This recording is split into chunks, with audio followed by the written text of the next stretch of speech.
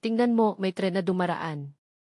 Ang tanawin ay tila nasa isang tahimik na residensya na lugar. May mga riles ng tren din siguro nandyan si Soo-hyuk at Suji na nakatayo malapit dito. Heto na, isang maliit na kanto ng kalye, may mga bahay na magkakatabi. Sa ibaba ay ang mga riles ng tren. Mukhang naglalakad-lakad lang ang magkapatid dito sa lugar na ito. Oho, ito ay isang lumang tindahan ng grocery na tinatawag na Hyangdong Super at may isang pampublikong telepono pa. Siguro ito ang paboritong tindahan ng dalawa. Tingnan mo, nandyan si Suji. Nakatalikod siya, habang si Soo-hyuk ay nakaupo at nakamasid. Ano kaya ang ginagawa nila dito? Ganun pala. Pinapaalalahanan ni Soo-hyuk si Suji, mapanganib huwag malapit riles ng treno. Tama, delikado talaga ang mga riles ng tren, dapat mag-ingat. Bumaling na si Sujay, mukhang pagod siya at. Kuya, gutom niya eh. Haha, talaga namang ang bunso ay laging iniisip ang pagkain muna. Tumingala si Soo-hyuk at sinabi, nagtatago ay dengue araw. Tapos may dagdag pa, malapit din dengue oras gigising SNG. Mukhang nagtatrabaho ng gabi o natutulog sa araw si Mum, at ngayon ay oras na para gumising siya. Nang marinig na malapit na silang umuwi, tuwang-tuwa si Suji at sumigaw, yehey. Ngumiti si Soo-hyuk at sabi, tumulong gise tayong kumain na bahay. Ang saya, sa wakas ay makakain na ng masarap na hapunan sa bahay. Mabilis na tumakbo si Suji papunta sa pamilyar na bahay, habang tumatawag, nandito dili kami. Siguro excited siyang makita si Mom. Pagdating sa bahay, ang unang ginawa ay tanggalin ang mga sapatos. Maingat na tinanggal ni Soo-hyuk ang sapatos at tila pinaalalahanan si Suji, ilagay ngayon din, sapatos ay tamang lugar. Talagang responsableng kuya. Bilis na tumakbo si Suji papunta sa pamilyar na bahay, habang tumatawag, nandito din kami. Siguro excited siyang makita si Mom.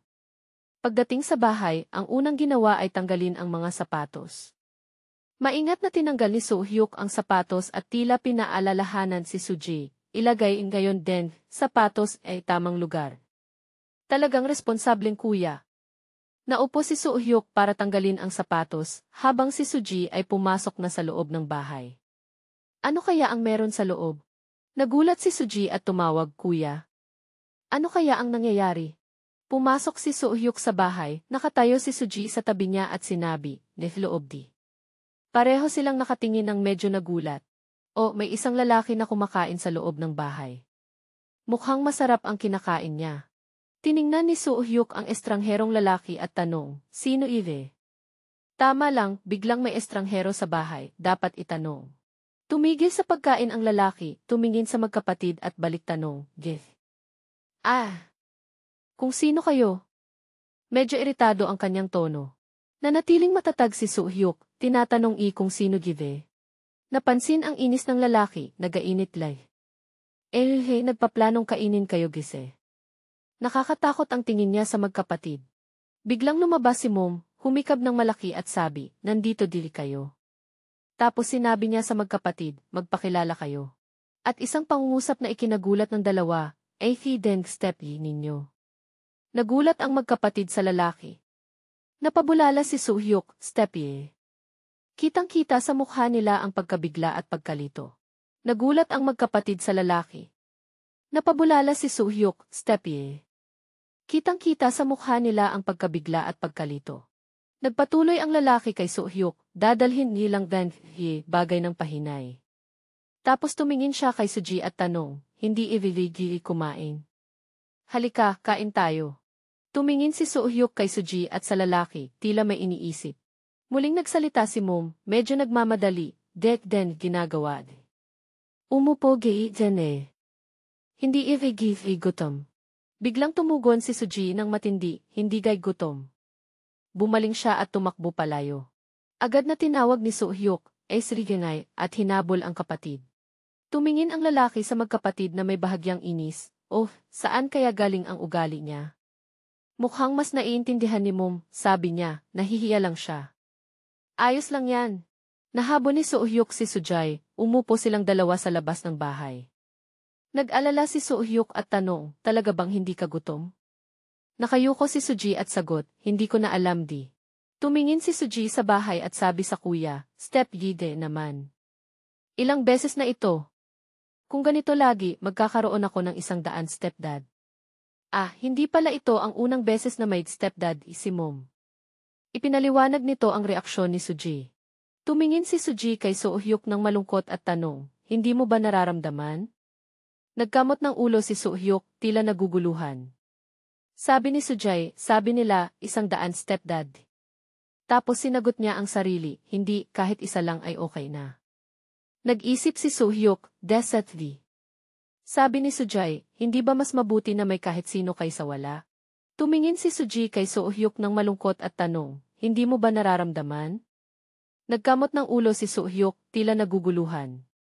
Sabi ni Sujay, "Sabi nila, 100 stepdad."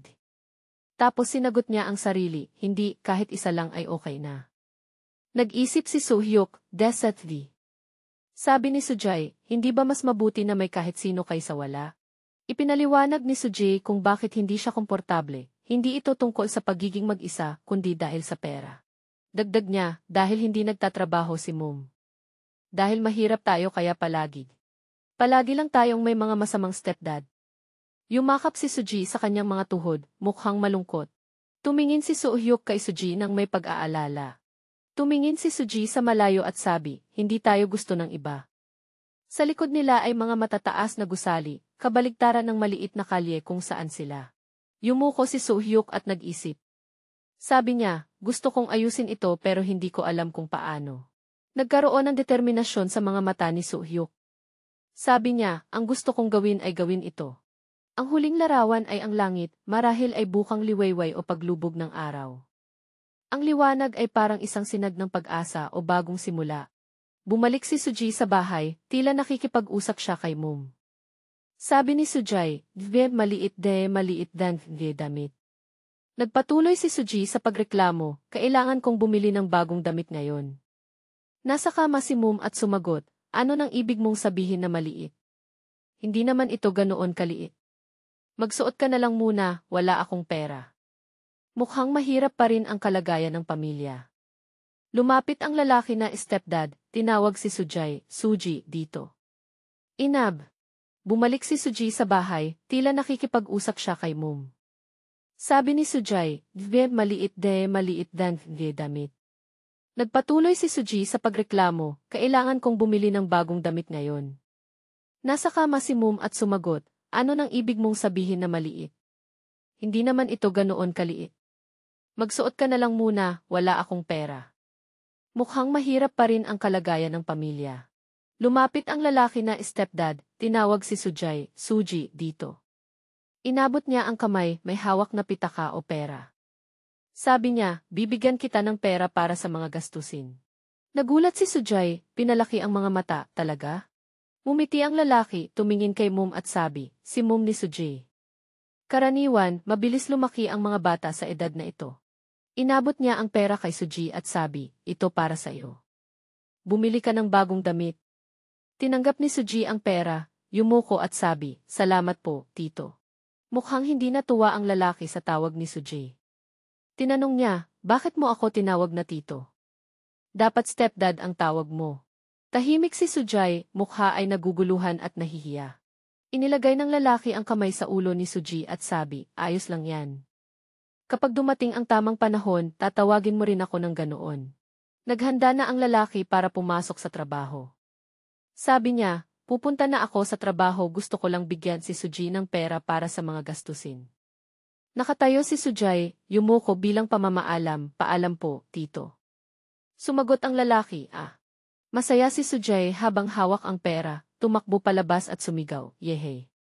Nakatingin si Soo-hyuk sa kapatid, may halong pag-iisip ang mukha. Tiningnan ni Soo-hyuk ang likod ng lalaki na stepdad na papalayo. Ang kanyang mga mata ay may komplikadong damdamin. Iniabot ni Suji ang pera kay Mom. Sabi ni Eni. Nakatayo si Sujay, yumuko bilang pamamaalam, "Paalam po, tito."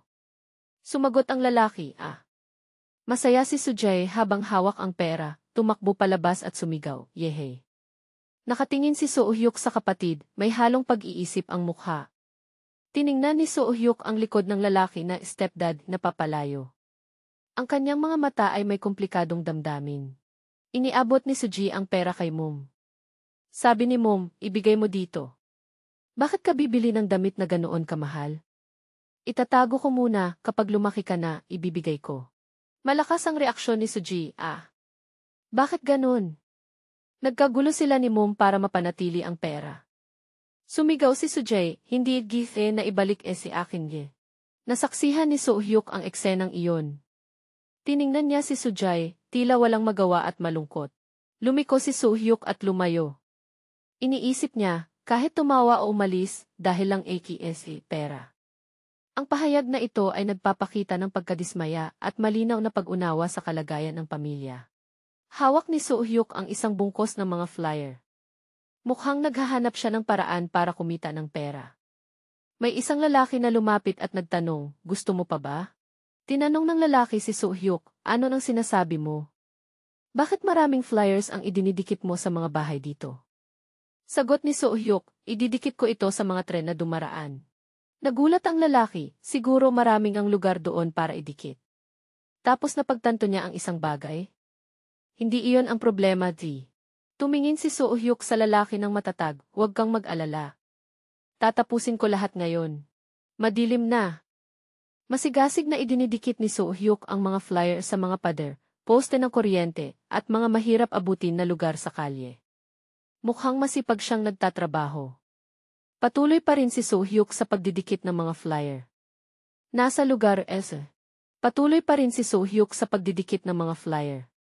Nasa lugar siya malapit sa mga riles ng tren, kung saan pinaalalahanan niya si Suji na mag-ingat kanina. Kitang-kita sa kanyang mga mata ang determinasyon. Patuloy na idinidikit ni So-hyuk ang mga flyer. Hawak niya ang bungkos ng mga flyer, nakatuon ang mukha. Tumakbo si So-hyuk papunta sa mga riles ng tren. May nakasabit na sign na stop doon. Nagmamadali siyang gawin ang isang bagay. Nakatayo si So-hyuk sa riles ng tren, nagdikit ng mga poster sa dumadaang tren. Isang napakapanganib na gawain ito. Bumalik si So-hyuk sa kalye. Madilim pa rin ang paligid. Mukha siyang pagod, kinamot ang ulo at sinabi, "Li talagang. Naloka din dai." Hindi madali ang trabaho ng pagdikit ng poster sa tren. Nakauwi si So-hyuk sa bahay. Nandoon ang lalaking stepdad na nakaupo. Tinanong ni So-hyuk, "Tito, anong ginagawa di?" Sumagot ang lalaki, So-hyuk, andito ka na." Tinanong ng lalaki si So-hyuk, nakita ni Gizi ni. Nagulat si So-hyuk, wala siya dito. Huminga ng malalim ang lalaki, halatang inis, saan di siya nagpaalis. Mukhang muli na namang umalis si Mom. Iniutos ng lalaki kay So-hyuk, kunin ng alkohol para di akin. Nag-aatubiling sumagot si So-hyuk, Iniabot ni So-hyuk ang alak sa lalaki. Sabi ng lalaki, siguro umalis din ulit. Huliin niya siya. Nakatayo pa rin si So-hyuk, nakatingin sa lalaki. Nagpatuloy ang lalaki ng may inis, hindi siyang mabuti din iisip. Tinitigan niya si So-hyuk ng may pagdududa, mabuti din nanay layuse. Naunawaan ilay. Tara din Yumuko si So-hyuk at sumagot, bubuwiin ni. Lumiko siya at umalis, iniwan ang lalaki at si Suji na nakaupo sa loob ng bahay. Lumabas si So-hyuk, tila hinahanap si Suji. Tinawag ng lalaki na stepdad, Suji. Hindi kailangan ng pera para de gastos. Bibigyan kita ng pera. Nang marinig ni Suji ang pera, kumislap ang mga mata niya, sabi niyo pera. Kailangan ni Tumakbo ang bata papunta sa lalaki. Sabi ng lalaki, sige, umupo gidiihi katulungan eday. Ang larawan ay itim lamang, marahil ay isang eksena ng pagbabago o isang nakakabahalang katahimikan. Masayang tumalon si Suji, pera. Hawak niya ang pera sa kamay. Nakatayo si So-hyuk sa labas, nakatingin sa loob ng bahay. Mukha siyang nag-aalala para kay Suji. Nakita ni So-hyuk ang lalaki na stepdad na nakaupo kasama ang isa pang lalaki sa isang silid na tila opisina o bar. Nag-uusap sila at may computer sa harap. Mukhang may kinalaman ang lalaki sa isang trabaho. Nakatayo si So-hyuk sa labas ng pinto, nakatingin. Nakita siya ng lalaki na stepdad at tinanong, hinahanap di. Sabi ng lalaki kay Soo-hyuk, siguro hindi kigay siya mahahanap. Biglang lumitaw ang isang babae, tila kakilala ng lalaki. Sabi niya, "Hoy, bakit nilalaro dan hindi bata?" Tumingin si Soo-hyuk sa lalaki at tinanong, "Sino ise?" Kilala ding Esaid ni Gith. Direktang tinatanong niya ang relasyon nito kay Mom. Tumingin ang lalaki kay Soo-hyuk, halatang inis sa tingin niya, tanawin Gith. Sumagot siya sa tanong ni Soo-hyuk, "Desen." Hindi mahalaga kung alam bi o hindi. Nagpatuloy siya, hindi gigili siya makatawag kamakailan, kaya hindi din siya dumadating dito. Sabi ng lalaki kay Soo-hyuk, maghintay alilang doon para ikaligtasan. At may pangungot siya, narinig maganda geni relasyon ng nanay ko anak ni babae, naise. Nagpatuloy ang lalaki kay Soo-hyuk, tila binababa ang halaga ng pagmamahal sa pamilya at pinapahalagahan ang pera. Wala naman talagang avis maganda kaysa pera, naise. Tumingin siya sa babae sa tabi niya at sinabi, kasama si akin dahil pera. Mukhang hindi sang-ayon ang babae sa sinabi ng lalaki. Sabi niya, anong sinasabi Hindi ganun. Bumalik ang eksena sa kalye ni Soo-hyuk sa gabi. Umiinom ng alak ang lalaki na stepdad sa loob ng bahay. Nakaupo si Suji sa harap ng mesa, tila gumagawa ng takdang aralin o nagdodrawing. Sabi ng bata, "Vigi, masarap." Marahil kumakain siya ng isang bagay. Tinawag niya, "Tito." Nakahiga ang lalaki na stepdad sa sahig, tila lasing na. Tinanong siya ni Suji, "Kailan akong bibigyan ng pera?" Sagot ng lalaki na medyo malabo, "Pera?" Medyo nagising ang lalaki at sinabi, "Bibigyan kita." Masayang tinanggap ni Suji ang pera mula sa lalaki na stepdad. Sumigaw siya, "Say Heto Jene." Sabi ng lalaki, dapat magpasalamat Yumuko si Suji at sinabi, "Salamat tito." Masayang hawak ni Suji ang pera at tumatalon. Masayang tinanggap ni Suji ang pera mula sa lalaki na stepdad. Sumigaw siya, "Say Heto Jene." Sabi ng lalaki, dapat magpasalamat Yumuko si Suji at sinabi, "Salamat tito." Masayang hawak ni Suji ang pera at tumatalon. Tinawag ng lalaki na stepdad si Suji, saan pupunta?" "Umupo dito."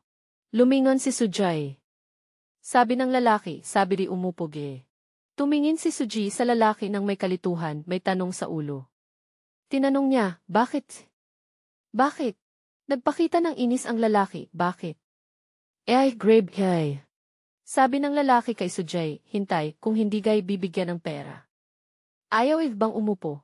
Nagpatuloy siya ng may inis, alam kung gaano karami dens, pera binigay Tumingin si Suji sa lalaki ng may gulat at takot, "Bakit?" Sabi niya, "Bakit biglang ganun?" Biglang sumigaw ang lalaki na stepdad kay Suji, tumawag si akin kuya.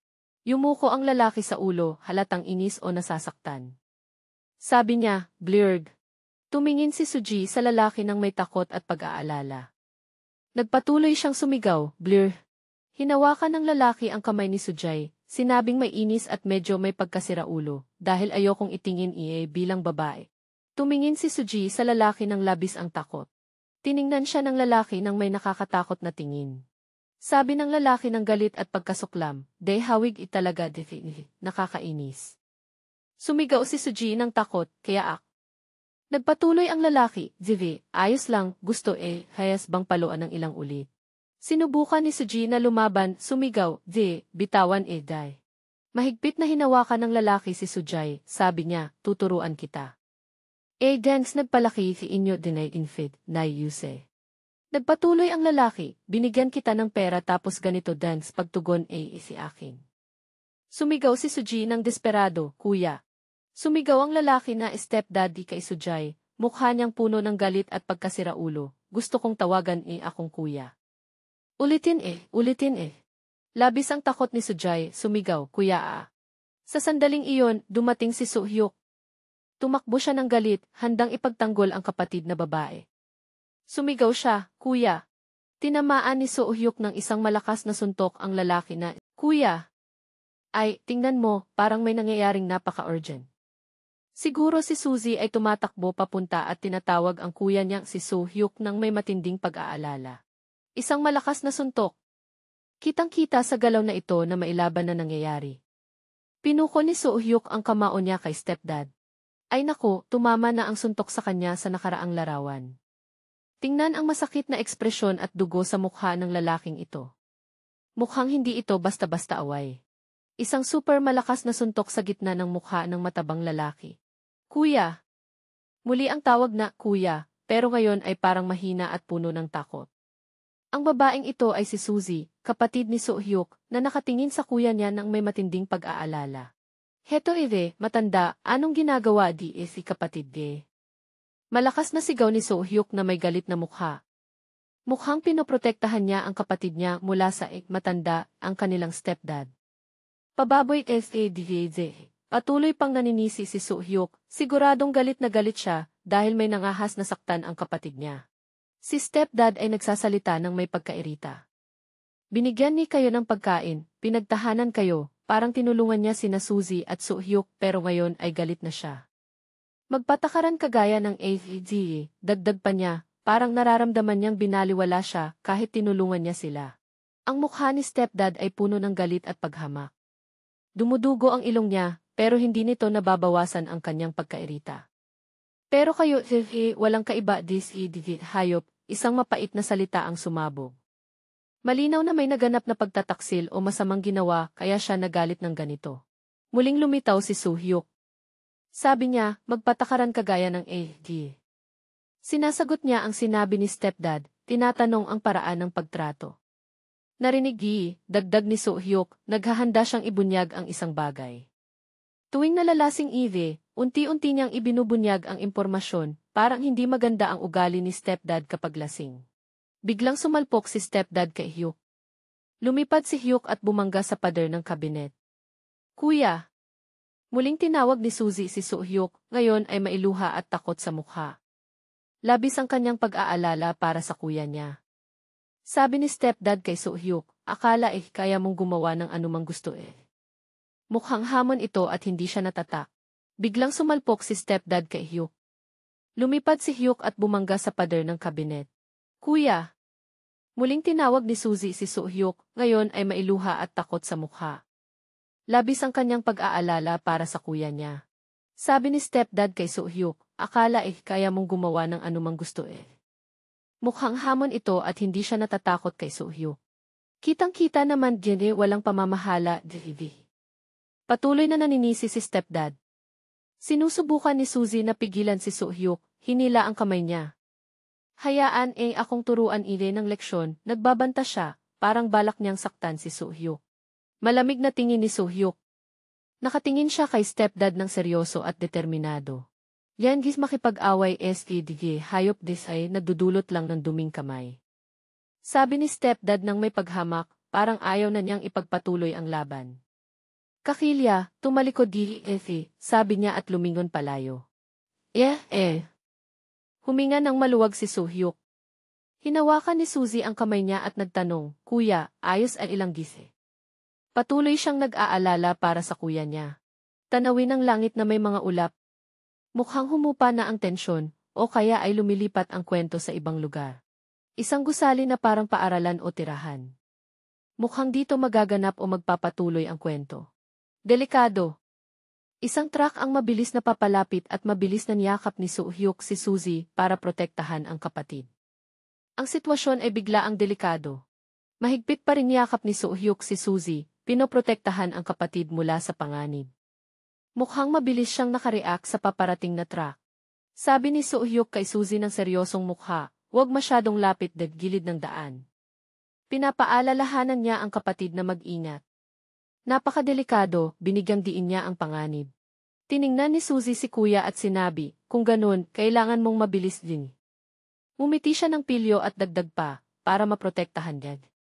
Mukhang lubos siyang nagtitiwala sa kuya niya. Susubukan okay, sagot ni So-hyuk kay Suzy. May narinig na malakas na tunog.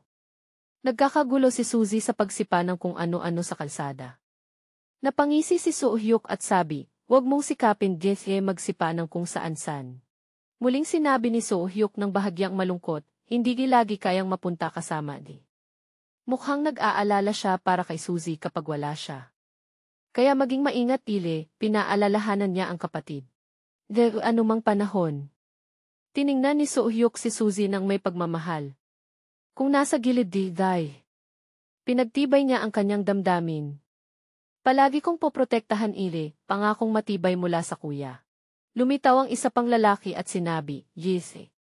Tinanong niya ng nakakagulat, saan Jesse tumakas din ni nanay Mukhang may kinalaman ito kay Suzy at So-hyuk. Natigilan si Suzy at mukhang natakot. Hinawakan ni So-hyuk ang mukha ng kapatid, pinapalma siya.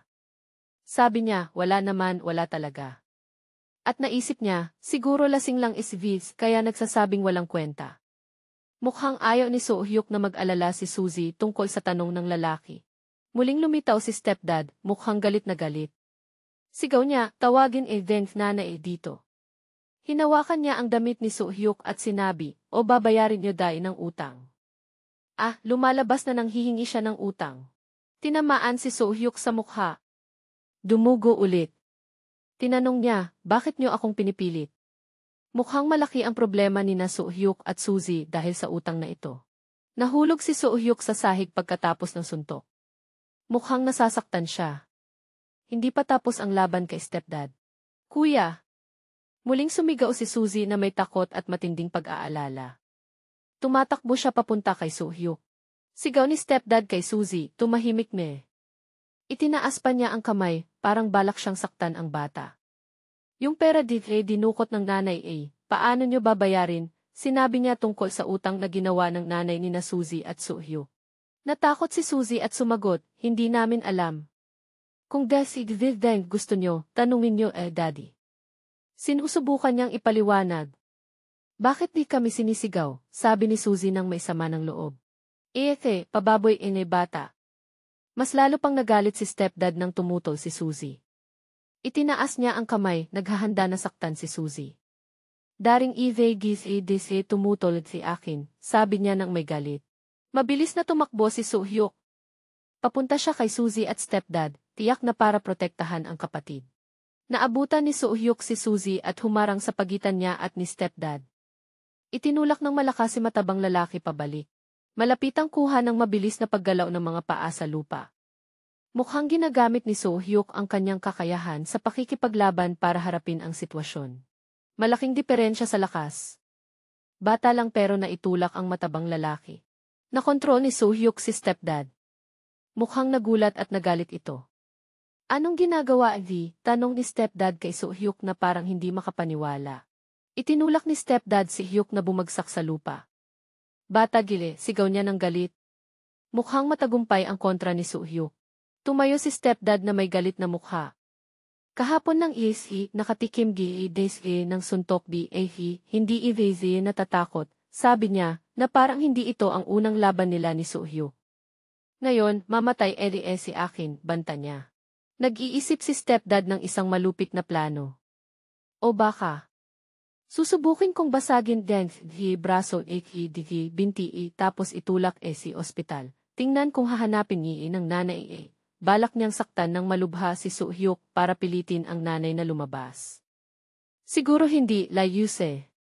Kung mabuti nanay niyo, hindi kayo nag-iisa, sinabi niya ng mapanakit, na para bang iniinsulto ang nanay ni na Suzy at So-hyuk na iniwan sila. Matalim na tingin ni So-hyuk. Nakatingin siya kay stepdad ng may matinding determinasyon. Sumugod si stepdad kay So-hyuk. Kaya ibubulag kayo ng galit sigaw niya. Isa pang laban. Iniiwasan ni So-hyuk ang mga suntok ni stepdad. Mukhang nasa paligid ay isang palengke o tindahan, nagkalat ang mga gamit. Nagsusugod si So-hyuk. Pinukol niya ang kamao kay stepdad. Mahigpit na hawak ni So-hyuk si stepdad. Mukhang kinokontrol niya o naghahanda ng desisibong suntok. Mukha ni So-hyuk ay puno ng sakit at pilit na nagsasalita. Kyuk, ungol niya, parang pinipilit ang sarili para sa isang suntok. Dalawang lalaki na nakasuot ng barong ang lumitaw.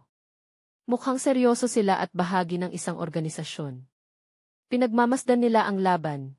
Sabi ng isa sa kanila na nakasuot ng barong, Index pelikulang pang-aliw pangitan Mukhang natuwa siya sa away. Tinanong ng isa pa, Jesse, bakit kayo nakikialam? Sagot ng una, ganito kasi. Mukhang sila ay mga tagamasid na walang intensyong tumulong. Patuloy pa rin ang labanan sa pagitan ni Soo-hyuk at ng stepdad. Dalawa pa rin silang naglalaban. Ang Ginoo na nakasuot ng barong sa larawan 49 ay nakatingin ng mabusisi at nagsabi, hindi itapos. Mukhang hinuhulaan niya na magtatagal pa ang laban. Malapitang kuha ng mukha at kamao ni Soo-hyuk. Siya ay sumusugod ng may matinding determinasyon. Ang Ginoo na nakasuot ng barong sa larawan 49 ay nagsabi, hindi, yung batang iyan. Mukhang espesyal ang kanyang atensyon kay Soo-hyuk. Lumitaw si Suzy na may hawak na isang bagay na parang bag o backpack, na nagbabalak na atakihin ang stepdad para tulungan ang kuya. Nakikipaglaban ang stepdad kay Soo-hyuk. Sumugod si Suzy at sinuntok ang stepdad gamit ang bag, pinipilit niyang protektahan ang kuya niya. Nagulat ang stepdad at lumingon kay Suzy na may galit na mukha. Pangit, sabi niya.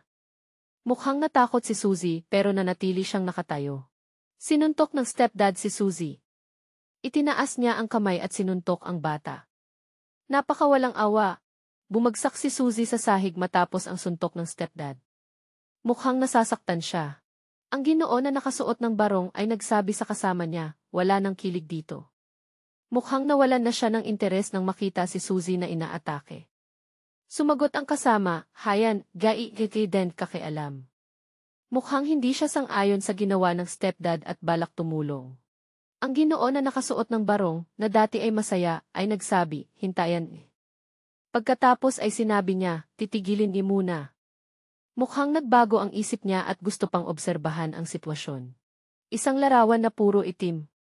Maaaring ito ay transition scene o pagtatapos ng isang bahagi. Nasa sahig pa rin si Suzy matapos siyang saktan ng stepdad. Palapit na ang stepdad sa kanya, mukhang walang balak huminto. Eksena ni Soo-hyuk na sumasalakay sa stepdad. Pinalo niya ito ng isang malakas na sipa. Mukhang nakita ni Soo-hyuk na sinaktan si Suzy, kaya nagalit siya ng husto. Malapitang kuha ng masakit na mukha ng stepdad nang tamaan siya ng sipa ni Soo-hyuk. Patuloy na sumasalakay si Soo-hyuk sa stepdad. Sunod-sunod ang mga sipa niya. Napakasakit ng mukha ng stepdad. Hyuk, ungol niya. Mukhang epektibo ang mga atake ni Soo-hyuk. Pinalo ni Soo-hyuk ng malakas na suntok ang mukha ng stepdad. Malakas ang suntok na ito. Matalim at puno ng determinasyon ang mga mata ni Soo-hyuk habang sumasakit. Sunod-sunod na suntok ni Soo-hyuk sa katawan ng stepdad. Pinipilit nitong depensahan ang sarili pero mukhang hindi epektibo. Hawak ng stepdad ang kanyang ulo dahil sa sakit. Mukhang labis ang paghihirap niya. Hawak ni Soo-hyuk ang buhok ng stepdad at hinihila ng malakas. Mukhang ganap na siyang may kontrol sa laban. Hawak ni Soo-hyuk ang buhok ng stepdad, dumudugo ang ulo nito. Napakasama ng kalagayan ng stepdad. Naghahanda si Soo-hyuk na magbigay ng isa pang malakas na suntok sa stepdad. Mukhang galit na galit at determinado siya. Nagtatanggol o umiwas si Soo-hyuk sa mga atake. Mukhang may lakas pa ang stepdad para lumaban. Pinalo ni Soo-hyuk ng diretso ang mukha ng stepdad. Dumugo ito. Napakabagsik ng suntok na iyon. Bumagsak ang stepdad sa sahig matapos ang suntok. Nakatayo si Soo-hyuk sa ibabaw niya. Isa sa dalawang Ginoo na nakasuot ng barong, yung dati ay masaya, ay inaayos ang salamin at tumingin ng maseryoso. Mukhang nare-reassess niya ang sitwasyon. Nakaupo si Soo-hyuk sa ibabaw ng stepdad at patuloy na sumuntok. Mukhang galit na galit at walang balak huminto. Isang abstract na imahe, maaaring sumisimbolo ng malakas na tunog o emosyon sa laban. Malapitang kuha ng dugo sa mukha ng stepdad habang sinuntok siya ni Soo-hyuk. Mukhang labis ang paghihirap niya. Isang kamay na may dugo ang mahigpit na nakakapit. Ang teksto sa itaas ay nagsasabing, Dendis mangangabay dit ay hayop desi nangangabay para mabuhay. Ang larawan at teksto ay tila nagpapahiwatig ng kalupitan ng laban at ang instinct ng survival. Malapitang kuha ng dugo sa mukha at galit na tingin ni Soo-hyuk. Sabi niya, dahil kung hindi ali mangangabay. Nakaupo pa rin si Soo-hyuk sa stepdad at sumuntok. Dumugo. Itinuloy niya ang sinabi sa naunang larawan, magiging biktima ire. Ang pahayag na ito ay nagpapakita na naniniwala si Soo-hyuk na sa mundong ito, kung hindi ka malakas bilang mangangabayo, ikaw ay magiging biktima.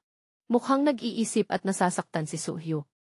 Sabi niya, nakalimutan ni Dengo aking tunay di kalikasan. Pagkatapos ay sinabi niya, nakalimutan ni AC Dagi AC isang mangangabay iti. Mukhang nare-realize ni Soo-hyuk na para mabuhay at maprotektahan ang mga mahal niya, kailangan niyang maging mas malupit, tulad ng isang mabangis na hayop.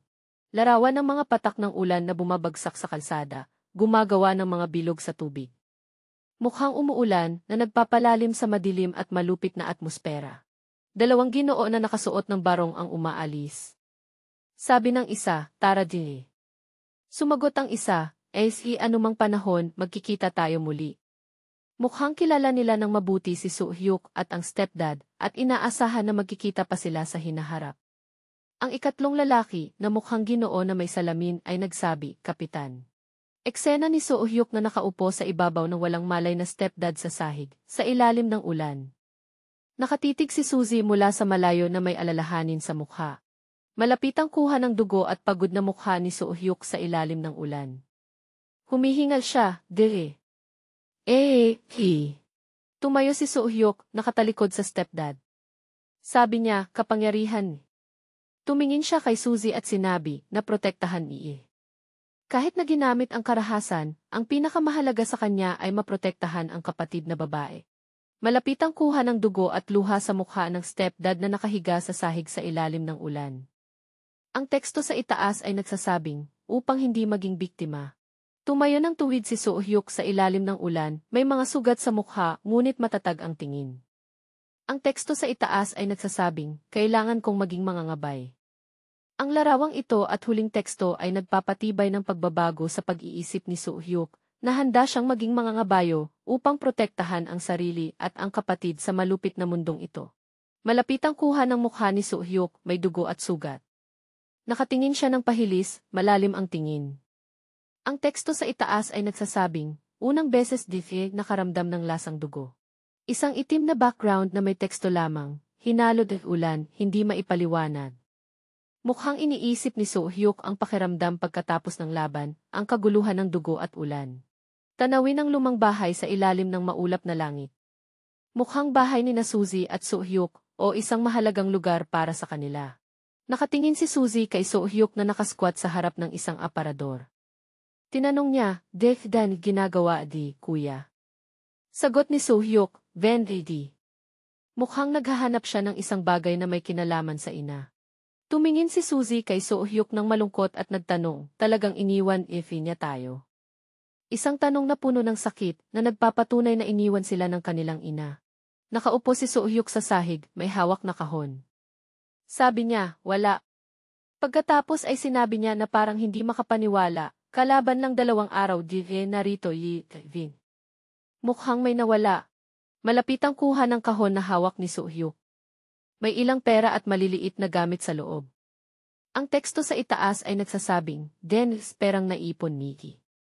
Ang teksto sa ibaba ay nagsasabing, nakaudvi lahat. Nako, kinuha ng ina nila ang lahat ng ipon at umalis. Isang abstract na imahe na may maliwanag na liwanag sa itim na background. Maaaring sumisimbolo ng pagkagulat o kawalan ng laman. Nakatingin si Suzy kay Soo-hyuk mula sa likuran. Tinawag niya, kuya. Pagkatapos ay mahina niyang sinabi, pasensya Diki, naramdaman ni Suzy ang pagkakasala, marahil dahil iniwan sila ng ina o dahil nakapagdulot siya ng problema kay Soo-hyuk. Isang ginoo na nakasuot ng barong ang nakatayo sa harap ng pintuan ng isang kwarto. Sabi niya, Dad T. Pagkatapos ay tumingin siya sa pinto at sinabi, hindi nakalok. Mukhang pumunta siya sa bahay ni Suzy at Soo-hyuk at nagulat nang makita na hindi nakalok ang pinto. 2 ginoo na nakasuot ng barong mula sa larawan 49 at 50 ay nag-uusap. Sabi ng ginoo na may salamin, salamat Desi mabilis Desi pagpapasya. Mukhang nakikipag-usap siya sa isang tao tungkol sa mabilis na desisyon. Pero hindi inasahan Desi aalis ng maaga, dagdag niya, na parang nagulat na maagang umalis ang isang tao. Nakatingin ang ginoo na may salamin kay Suzy at Soo-hyuk. Nakatago si Suzy sa likod ni Soo-hyuk. Sabi ng lalaki, kung aalis, dapat malinis din sa pag-alis.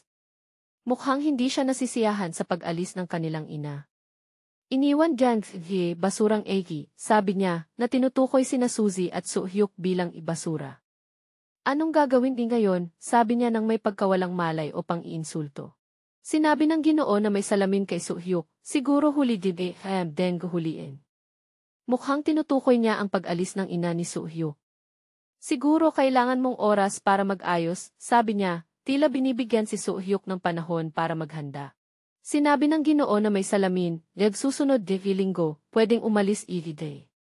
Pinapalayas niya sina Suzy at Suhyuk mula sa bahay. Mukhang labis na nagulat at nalungkot si Suzy. Tumingin si Suhyuk ng galit at sinabi, "Wag akong sabihin ng ganito." Sinabi ng Ginoo na may salamin, naalala niya ang isang bagay. Yulhe isang busy nagtatrabaho akin malubhang nasaktan. Tumingin ang Ginoo na may salamin kay Suhyuk at sinabi, "Iyon taong kinaharap di kanina." Ang matabang lalaki pala ang nagtatrabaho para sa kanya. Dahil hindi dili siya makapagtrabaho sabi niya nang hindi nasisiyahan. Paano di tatakasin din responsibilidad hinihingi niya kay Suhyuk na akuin ang responsibilidad sa nangyari sa stepdad. Sinabi ng Ginoo na may salamin kung paano maaaring piakuin ni Suhyuk ang responsibilidad. Pwedeng bayaran si pera, una niyang alok. O si katawan. Ang pangalawang pagpipilian ay tila mas nakakatakot. Isang larawan na may itim na background. Maaaring ito ay isang transition o pause. Isang tanawin ng isang gusali na mukhang isang restoran o kainan. Isang grupo ng mga lalaking nakabarong na nakaupo at kumakain sa isang marangyang kwarto. Ang Ginoo na may salamin mula sa mga naunang larawan ay nakaupo sa pangunahing mesa. May isa pang nagsasalita, kaya pinapadala Aiden's bata di iyon na yuse. Mukhang pinag-uusapan nila si Suhyuk. Mukhang isang restoran o kainan. Isang grupo ng mga lalaking nakabarong na nakaupo at kumakain sa isang marangyang kwarto. Ang Ginoo na may salamin mula sa mga naunang larawan ay nakaupo sa pangunahing mesa. May isa pang nagsasalita, kaya pinapadala Aiden's bata di iyon na yuse. Mukhang pinag-uusapan nila si Suhyuk. Dalawang lalaking nakabarong ang nag-uusap. Ang Ginoo na may salamin ay nagbubuhos ng tsaa. Tinanong ng isa, hindi delikado. Mukhang nagpaplano sila ng isang bagay na may kinalaman kay Suhyuk at Suzy, at nag-aalala ang isa tungkol sa panganib nito. Sumagot ang Ginoo na may salamin ng may kumpiyansa, magiging kapana-panabik di. Mukhang nasisiyahan siya sa mga mapanganib na sitwasyon. Kumakain ng pakwan ang Ginoo na may salamin at sinabi, kumain iye ng pakwan, mukhang komportable at mayabang siya. Tiningnan ng Ginoo na may salamin ang isa pang tao, tila isang Ginoo na may salamin at sinabi, "Yiv, bata." Pagkatapos ay sinabi niya nang hindi nasisiyahan, "Huwag kang magdura ng ganito." Mukhang may idinudura ang taong iyon.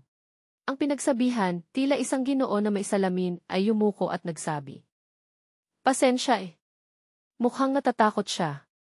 Sumigaw ang Ginoo na may salamin, "Pick TV, lunokin." Napakabagsik. Malapitan ang mukha ng natatakot na Ginoo na may salamin. Nagsalita siya ng nanginginig, "V." Pagkatapos ay mabilis siyang sumagot. "Kakainin ni." Yumuko ang Ginoo na may salamin upang pulutin ang isang bagay sa sahig. Mukhang sumusunod siya sa malupit na utos ng Ginoo na may salamin. Nakaupo ang Ginoo na may salamin, umiinom ng tsaa, at nakatingin ng malamig. Nakatayo si Suhyuk, hawak ang isang bag, sinabi niya, "Pera." Pagkatapos ay sinabi pa niya, na ibalik ki Eki. Mukhang nagawa ni Suhyuk na makakuha ng pera. Tiningnan ng Ginoo na may salamin si Suhyuk at ang bag ng pera, at sinabi, "Matapang ilik dens batang Eki." Mukhang medyo humanga siya kay Suhyuk. Sinabi ng kasama niya, siguradong hindi madali para Eki kanila di iibigay dens pera de. Mukhang may ipinadala silang tao para singilin ang pera ngunit hindi nagtagumpay. Tiningnan ng Ginoo na may salamin si Suhyuk at sinabi, "Sige, umalis everyday." Pinayagan niya si Suhyuk na umalis. Pagkatapos ay tumingin siya ng malalim at sinabi, "O baka di." Mukhang may ibang plano siyang naisip. Nakikipag-usap si Suhyuk sa Ginoo na may salamin. Sinabi niya, "Pwedeng magtrabaho everyday." Mukhang nag-aalok si Suhyuk na magtrabaho para sa lalaking ito para mabayaran ang utang o kumita ng pera.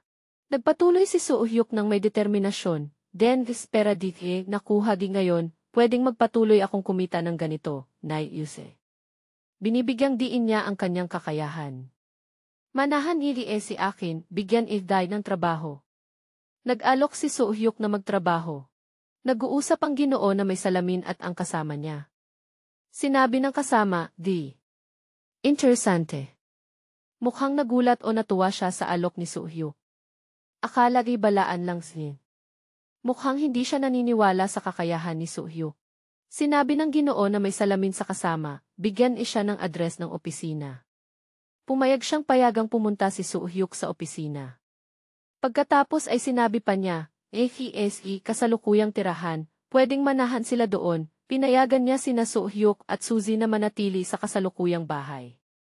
Nagulat ang kasama at nagtanong, bakit?